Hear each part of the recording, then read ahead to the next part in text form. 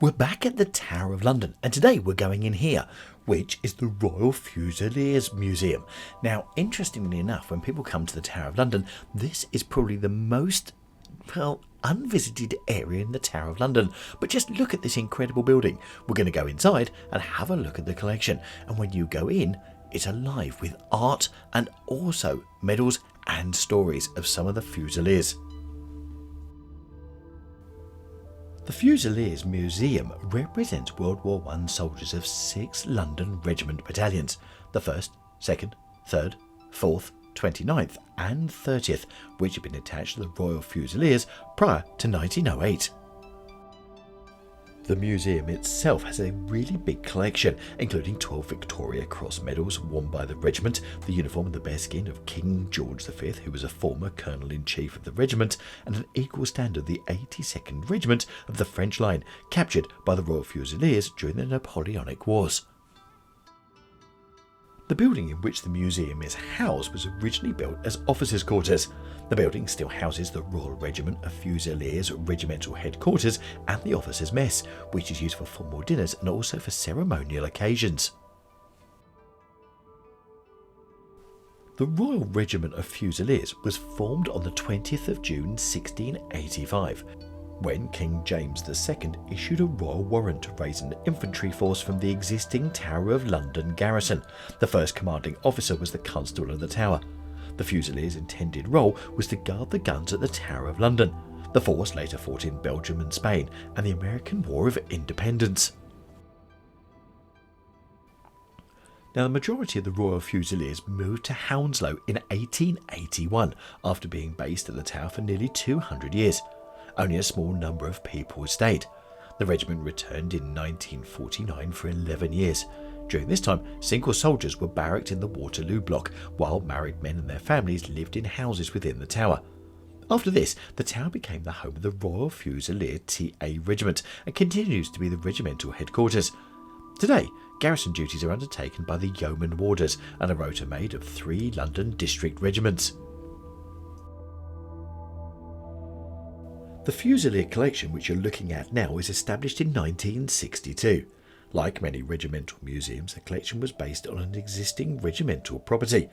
The collection is rich in uniforms, which you can see, flags, silver and insignia, which have helped to distinguish the regiment and create a unique regimental identity throughout history.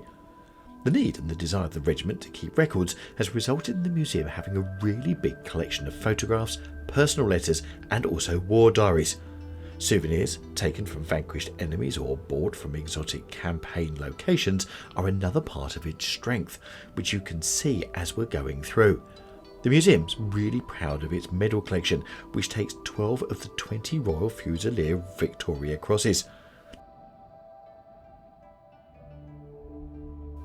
It's incredible to think that so many people come to the Tower of London each year, but so many of them don't step into here, and that's probably because there is so much to see and do here at the Tower of London that almost, something's got to give. But just look at some of the history and some of the old artefacts dating back way back.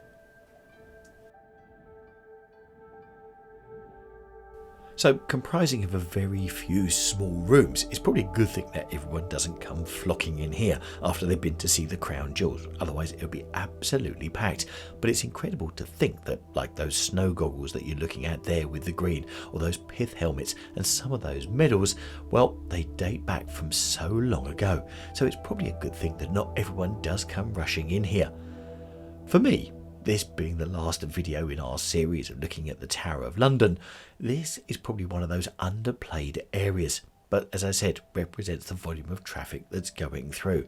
So this is one of those gems that you definitely don't want to miss when you're coming to the Tower of London. And actually, you might want to give some of the other bits and pieces a miss that we've shown you already and make it one of those places to come and see. And just look at some of these medals that are hanging here.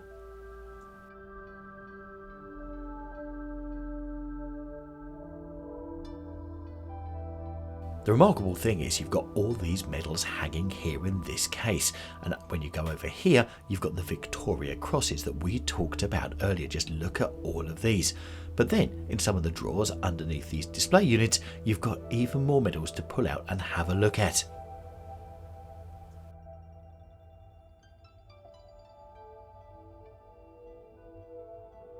For me, the Fusiliers Museum is a great collection of art, a great collection of medals, and also a wonderful collection of stories as well.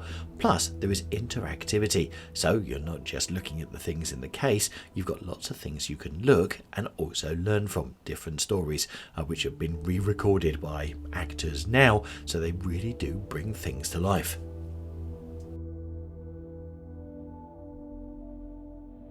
So, had you heard of the Fusiliers Museum here at the Tower of London?